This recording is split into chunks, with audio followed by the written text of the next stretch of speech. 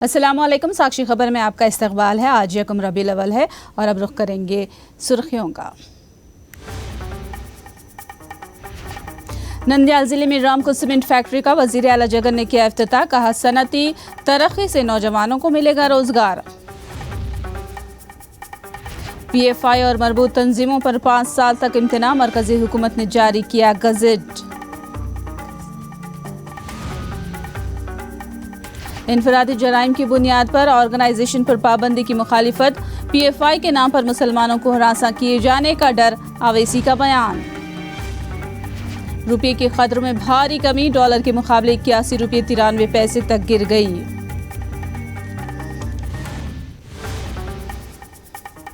और अब तफसील। वजीर आला जगन मोहन रेड्डी ने नंदियाल के कोलीमंगुंटला में रामको सीमेंट फैक्ट्री का इफ्तिताह अंजाम दिया। 2500 करोड़ की लागत से शुरू की गई इस फैक्ट्री के पहले मरहले में 1000 अफराद को रोजगार फराहम हो रहा है।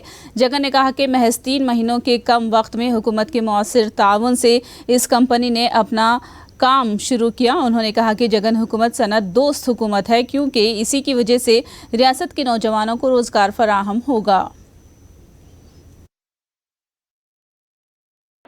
రామ్కో సిమెంట్స్కి సంబంధించి ఈరోజు ఈ మంచి కార్యక్రమం మన ప్రాంతంలో చేసినందుకు మనస్ఫూర్తిగా హృదయపూర్వకంగా అభినందనలు కూడా తెలియజేస్తా ఉన్నాను. దాదాపుగా 2500 కోట్ల రూపాయల పెట్టుబడితో దాదాపుగా ఈ ఫస్ట్ ఫేజ్లోనే దాదాపుగా 1000 మందికి ఉద్యోగ అవకాశాలు కూడా వచ్చే ఒక మంచి కార్యక్రమం ఈరోజు ఇక్కడ జరుగుతూ ఉంది. ఈ ప్రాజెక్టు కూడా కేవలం 30 నెలల కాలంలో, అంటే 2019లో మన ప్రభుత్వం అధికారంలోకి వచ్చిన తర్వాత కొద్ది నెలలకే ఈ ప్రాజెక్టు స్టార్ట్ కావడం, ఆ తర్వాత దాన్ని కమిషన్ చేసే పరిస్థితి కూడా మన రాష్ట్రంలో వేగంగా జరగడం ఒక గొప్ప మార్పుకు చిహ్నం అని చెప్పి కూడా చెప్తా ఉన్నా. బిజినెస్కు ఒక ఉదాహరణ ఏదైనా ఉంది అని అంటే అది ఇక్కడ ఈ ఫ్యాక్టరీ ఇంత వేగంగా రావడానికి వేరే నిదర్శనం ఇంకేమీ అవసరం లేదు. ఇక్కడ నుంచి స్థానికంగా మనం ఇచ్చిన సపోర్టు వల్లే ఇది సాధ్యమైంది అని చెప్పి నేను వేరే చెప్పాల్సిన అవసరం లేదు. ग्रीन एनर्जी के फ़रोग़ के ज़रिए रियासत में तरक्की की नई राहें खुलेंगी। वज़ीर आला जगन ने ये बात कही। उन्होंने कहा कि नंदियाल में कई कंपनियों के ज़रिए 70,000 करोड़ रुपए के ज़ायद के प्रोजेक्ट्स की इजाज़त दी गई है, जिससे आने वाले 4 सालों में मुकामी सतह पर 20,000 रोज़गार के मौक़े फराहम होंगे। ఇంతకు ముందు కాసేపు కొద్ది రోజుల కిందట ఇక్కడ గ్రీన్ కో ప్రాజెక్టు వాళ్ళు తలపెట్టిన 5400 మెగావాట్ల కెపాసిటీకి సంబంధించి సోలారు, విండ్, పంప్ స్టోరేజ్ కింద వాళ్ళు కడతా ఉన్న రెన్యూబుల్ ఎనర్జీ ప్రాజెక్ట్స్కు కొద్ది నెలల కిందటనే నేను వచ్చి ఫౌండేషన్ స్టోన్ వేయడం జరిగింది. ఇక్కడ ఉద్యోగ అవకాశాలు రావాలి అని అంటే ఒకవైపున రైతులకు మంచి జరగాలి, ఒకవైపున ఉద్యోగ అవకాశాలు కూడా రెండు కాస్త కూస్తూ మెరుగుపడాలి అని అంటే గ్రీన్ ఎనర్జీ ద్వారా సాధ్యపడుతుంది అని చెప్పి కూడా మన ప్రభుత్వం ఒక గట్టి నిర్ణయం తీసుకుంది. ఇందులో భాగంగానే గ్రీన్ కోకు, ఇండోసాల్కు, ఆర్సిలర్ మిట్టల్కు, అరబిందోకు, అదానీ వాళ్లకు ఈ మధ్యకాలంలోనే 72,188 కోట్ల రూపాయలకు సంబంధించిన ప్రాజెక్టులకు సంబంధించి మనం అనుమతులు ఇవ్వడం కూడా జరిగింది. దాదాపుగా మరో 3-4 సంవత్సరాలలో ఈ ప్రాజెక్టులన్నీ కూడా పూర్తవుతాయి. మరో 4 సంవత్సరాలలో అక్షరాల ఈ ప్రాజెక్టుల ద్వారా దాదాపుగా 20,000 ఉద్యోగాలు ఈ ప్రాంతాల్లోనే మనకు అవైలబిలిటీలోకి కూడా వస్తుంది. कुछ ही देर में वाइस जगन MLAs और कोऑर्डिनेटर से मुलाकात करने वाले हैं। घर घर हमारी हुकूमत प्रोग्राम से मुतालिक जायज़ा लेंगे। प्रोग्राम कैसे चल रहा है और इसमें क्या बदलाव लाने की ज़रूरत है, इस बात पर तबादले ख्याल किया जाएगा। 175 हलकों के MLAs और कोऑर्डिनेटरों को जगन काम की सिमत का तयन करेंगे। विशाखा रेलवे जोन से मुतालिक येलो मीडिया गुमराह कुन तशहीर कर रहा है। एमपी विजय साई रेड्डी ने ये बात कही। उन्होंने वाजे किया कि कल के इजलास में रेलवे जोन बातचीत के एजेंडे में शामिल नहीं था। उन्होंने दावा किया कि विशाखा को रेलवे जोन हर कीमत पर बनाया जाएगा। बसूरत दीगर उन्होंने अपने ओहदे से इस्तीफा देने का चैलेंज किया। రాష్ట్రంలో విశాఖపట్నం కేంద్రంగా ప్రత్యేక జోన్ అన్నటువంటిది రావట్లేదు, ఇది ఒక కలగా మిగిలిపోతుంది అన్నటువంటి విషయాన్ని పత్రికలు రాస్తా ఉన్నాయి. రైల్వే జోన్కి సంబంధించినటువంటి చర్చ రాలేదు. రైల్వే జోన్ అన్నటువంటిది తప్పకుండా వస్తుంది. ఎన్నో పోరాటాలను వైఎస్ఆర్ కాంగ్రెస్ పార్టీ చేసింది రైల్వే జోన్ కోసం. మా ఉత్తరాంధ్ర నాయకులందరూ కూడా తప్పకుండా 100% విశాఖ కేంద్రంగా రైల్వే జోన్ వచ్చి తీరుతుంది. అలా రానట్లయితే నేను ఒక్కటే చెప్తున్నాను, ఈరోజు ప్రచురించినటువంటి ఆంధ్రజ్యోతి ఈనాడు ఏదైతే ప్రచురించిందో అది అవాస్తవం అని కానీ తేలితే బహిరంగంగా రామోజీరావు గారు కానీ రాధాకృష్ణ గారు కానీ క్షమాపణ చెబుతారా అని నేను ప్రశ్నిస్తా ఉన్నా. రైల్వే జోన్ వచ్చి తీరుతుంది. రైల్వే జోన్ రాలేదు అని అంటే రామోజీరావు ఆయన పత్రిక మనకి ఇచ్చేస్తాడా, లేకుంటే రాధాకృష్ణ మన పత్రిక మనకి ఇచ్చేస్తాడా? కానీ రైల్వే జోన్ రాకుండా ఉంటే నేనే రాజీనామా చేస్తానని మీకు తెలియజేసుకుంటాను. विशाखा रेलवे जोन के मामले पर चंद अखबारों की जानिब से गलत खबरें पेश की जा रही हैं। BJP MP GVL Narasimha Rao ने ये बात कही। उन्होंने कहा कि इस तरह की गलत खबरें कौन फैला रहे हैं सब जानते हैं। उन्होंने याद दिलाया कि विशाखा रेलवे जोन को मरकजी काबीना ने पहले ही मंजूरी दे दी है। ऐसे में गलत प्रोपेगेंडे पर अवाम से यकीन न करने की उन्होंने अपील की है। కేంద్ర హోంశాఖ సెక్రటరీ స్థాయిలో వారి అధ్యక్షతన 2 రాష్ట్రాల ప్రతినిధులతో, చీఫ్ సెక్రటరీస్తో, ఇతర అధికారులతో సమావేశం నిర్వహించారని తెలిసిన విషయమే. కాకపోతే ఇందులో మరొకసారి ఒక అవాస్తవాన్ని ఈరోజు అనేక పత్రికల్లో ప్రచురించడం జరిగింది. అదేంటంటే విశాఖపట్నం రైల్వే జోన్కి మంగళం పాడేసింది కేంద్రం, ఇచ్చేది లేదని చెప్పి ఖరాఖండిగా చెప్పింది. ఇది పూర్తిగా పచ్చి అబద్ధం.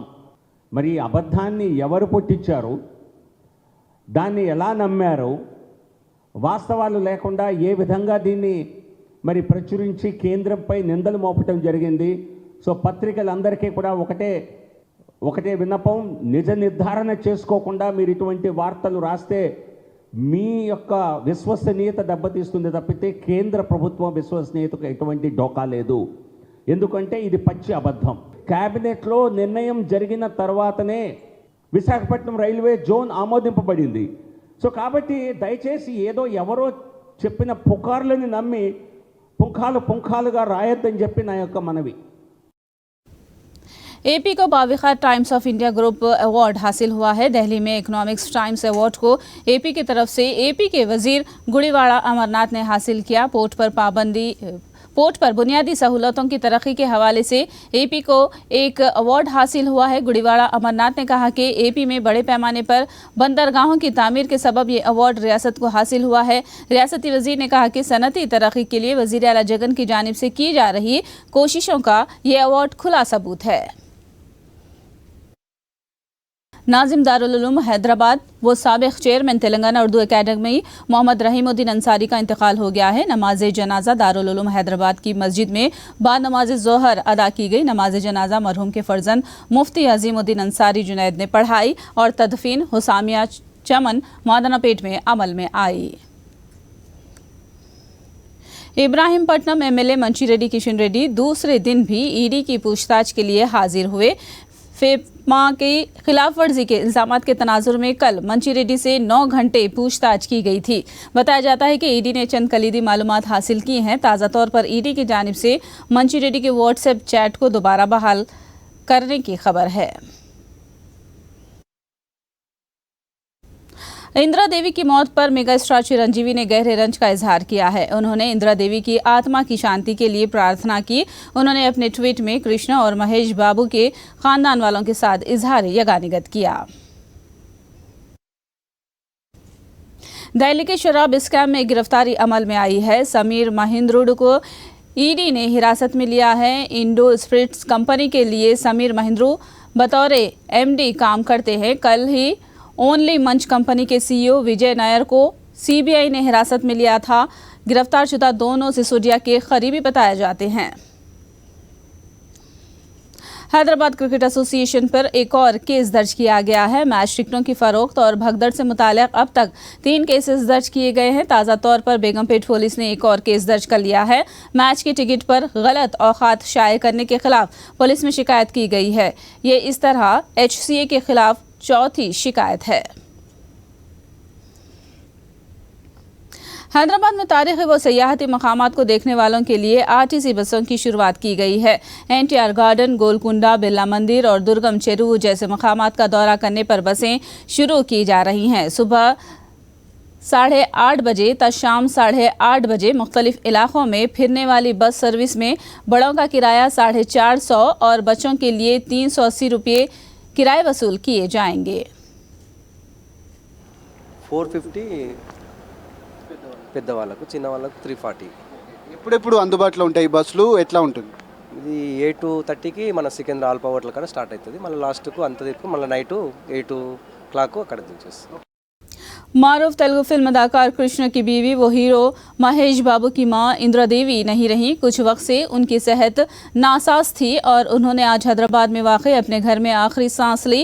इंदिरा देवी को 2 बेटे रमेश बाबू और महेश बाबू और 3 बेटियां पद्मावती, मंजुला, प्रियदर्शनी है। याद रहे कि चंद महीनों पहले रमेश बाबू भी बीमारी के बाद चल बसे थे। अब उनकी मां के दुनिया से चले जाने से महेश बाबू का खानदान गहरे दुख में मुब्तला हो गया है। इंदिरा देवी की मौत पर फिल्म सितारे, सियासी कायदीन और दीगर मारूफ शख्सियतों ने इजहार ताज़ियत किया है। मुल्क भर में धावों और गिरफ्तारियों के बाद अब मुख्तलिफ इल्ज़ामात के तनाजुर में पॉपुलर फ्रंट ऑफ इंडिया पर वजारत दाखिला ने 5 साल के लिए पाबंदी आयद कर दी है। PFI से जुड़े इदारे rehab India, campus front of India, all India imams council, national confederation of human rights, national women front, junior front, empower India foundation पर पाबंदी आयद की गई है। जांच एजेंसियों की सिफारिश पर हुकूमत ने ये कार्रवाई की है। PFI पर पाबंदी लगाने को मरकजी ममलिकती वज़ीर दाखिला अजय मिश्रा ने हक बजानिब करार दिया है। उन्होंने कहा कि मुल्क के खिलाफ की जाने वाली सरगर्मियों को हुकूमत हर जाविये से कुचलने की अहल है। देखिए, गवर्नमेंट हमेशा से सक्षम है और हर ऐसी संस्थान, ऐसे व्यक्ति जो राष्ट्र विरोधी है उसके विरुद्ध कार्रवाई करने में हमारे प्रधानमंत्री जी, गृह मंत्री जी पूरी तरह से सक्षम है। ऐसी आशंका है कि PFI के लोग अब और उपद्रव कर सकते हैं, तो इसके लिए क्या? देखिए, इस समय एक ऐसी सरकार है देश में जो किसी तरह की ऐसी अप्रिय स्थिति से निपटने में पूरी तरह से सक्षम है। एलिगेशन लग रहा है तो कांग्रेस और बाकी सारी पार्टियां कह रही हैं कि जिस तरह से एक्शन हुआ है वो ठीक नहीं है। देखिए, ये राजनीतिक दल हमारे देश में, ये हमारे देश का, या मैं कहूँगा मेरा, आप सब लोगों का ये दुर्भाग्य है कि ऐसे राजनीतिक दल हमारे देश में काम कर रहे हैं जो कई बार विरोध करते करते हताशा, निराशा में राष्ट्रद्रोह की स्थिति तक पहुँच जाते हैं। चंद अफराद के जुर्म को बुनियाद बनाकर ऑर्गेनाइजेशन पर पाबंदी आयद करने की मजलिस तायद नहीं करती। उन्होंने खदशा जाहिर किया कि अगर कोई मुसलमान अपनी बात रखेगा तो इस पर PFI का लेबल लगाकर उसे UAPA में माखूज किया जाएगा। उन्होंने कहा कि मजलिस फ़िरक़ा परस्ती और शिद्दत पसंदी की हमेशा से ही मुखालिफत करती आई है। सुन लीजिए ना, मैंने हमेशा PFI की जो ये रेडिकल एक्सट्रीम अप्रोच है उसका हमेशा मैं अपोज किया हूँ और करता रहूँगा, चाहे कोई रेडिकल एक्सट्रीम अप्रोच अडॉप्ट करेगा। मगर ये बैन इसलिए हम सपोर्ट नहीं कर सकते क्योंकि चंद इंडिविजुअल अगर कोई क्राइम करते हैं उस बिना पर अगर आप ऑर्गेनाइजेशन को बैन करेंगे, सुप्रीम कोर्ट ने क्या कहा कि mere association with an organization is not enough to convict someone। ये जो ड्रैकोनियन बैन जो लगाया गया है ये मुस्तकबिल के लिए एक डेंजरस चीज़ है, क्योंकि आप ये कहना चाहेंगे कोई भी मुसलमान अपनी दिल में जो बात है, जहन में बात है वो ना करे। और जिस तरीक़े से हमारी इलेक्ट्रल जमहूरियत चल रही है वो फाशिज़म के करीब जा चुकी है, तो अब कोई भी नौजवान मुसलमान अपनी बात को रखेगा तो आप एक पैम्फलेट निकाल देंगे PFI का और फिर वो जो काला क़ानून है UAPA का उसको इस्तेमाल करेंगे। और इस UAPA के क़ानून में कई मुसलमान बरसों बरसों जेल में रहते हैं, उसके बाद कोर्ट उनको बरी करता है। मैं हमेशा यूएपीए को अपोज किया हूं। पीएफआई पर पाबंदी आयद करने पर कांग्रेस पार्टी ने अपना रद्द-ए-अमल दिया है। Party general secretary Jairam Ramesh ने ट्वीट के जरिए बयान जारी किया कि कांग्रेस पार्टी फिरका परस्त ताकतों की हमेशा मुखालिफत करती है। उन्होंने कहा कि पीएफआई अगर इस्लामिक शिद्दत पसंदी की हौसला अफजाई करती है तो आरएसएस भी हिंदू शिद्दत पसंदी की हौसला अफजाई करती है, इसीलिए आरएसएस भी पाबंदी आयद होनी चाहिए। इस ज़िमन में एमपी के सुरेश ने आरएसएस के खिलाफ कार्रवाई का मुतालबा किया। RSS is spreading communalism, and also minority organization also spreading communalism. This is the very serious situation in the country. Now the Congress party is equally opposing both communal forces. So Government of India banned all the communal forces. Those who are they are spreading to various kind of communal propaganda and other activities should be banned.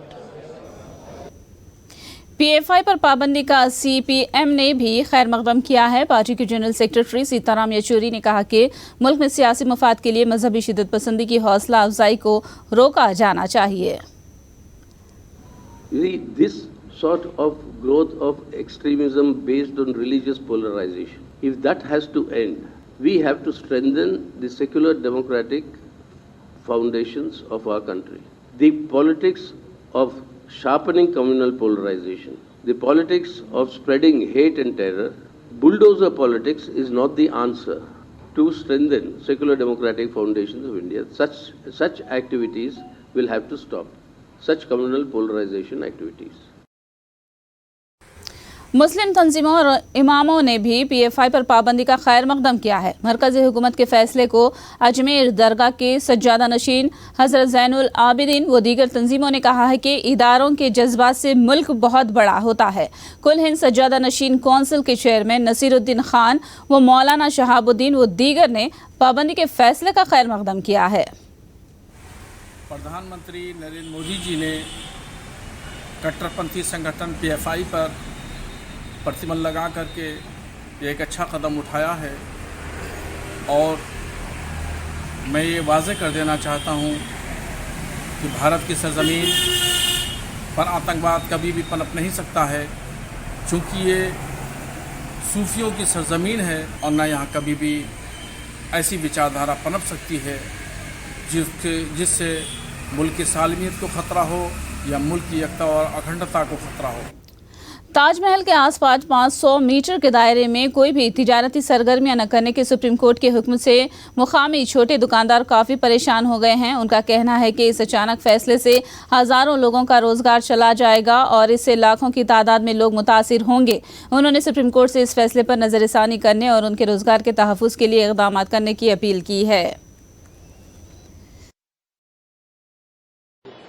असल में ये काफ़ी समय से लोगों का यहाँ रोजगार जुड़ा हुआ है। स्थानीय लोग हम लोग जो पीढ़ी दर पीढ़ी वर्क कर रहे हैं, जो है हमारे बाबा दादा वगैरह सब यही काम करते थे। जो है जिस समय ताजमहल का निर्माण हुआ तो उस समय भी हमारे पूर्वजों ने इस पर काम किया। जो है हम लोगों के पास रोजगार का कोई साधन नहीं है, ये हम लोगों के निवास स्थान है, ये हमारे प्रतिष्ठान है। जो है तो हमारे पुनः निवेदन है कि सुप्रीम कोर्ट हमारे इसमें जो है पुनः विचार करे और समझे हज़ारों लोग इसमें रोटी रोजी का मसला जुड़ा हुआ है। जो है और पिछले 2 साल से तो बिल्कुल कोर्ट काल में जो है हम लोग जो है समझे धरातल पे थे, जो छुपा नहीं है किसी भी बात से। जो है समझे और ये जो ताजमहल में जो पर्यटक आता है, पर्यटक के साथ साथ यहाँ स्थानीय लोगों से रोजगार चलता है।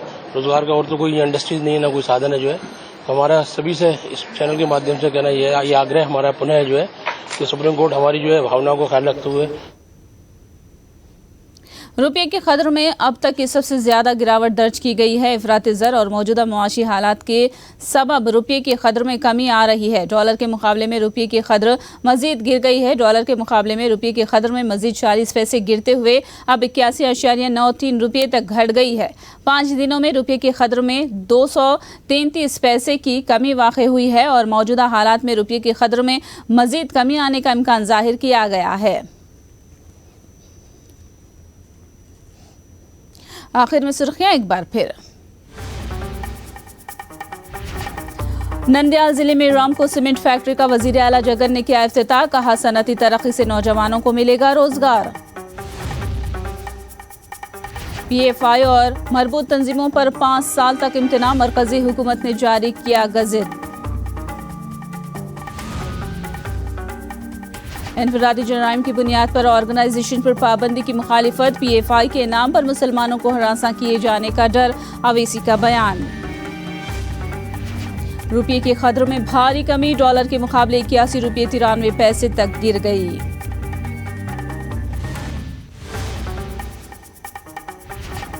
साक्षी खबर में फिलहाल इतना ही। साक्षी टीवी पर खबरों का सिलसिला जारी रहेगा।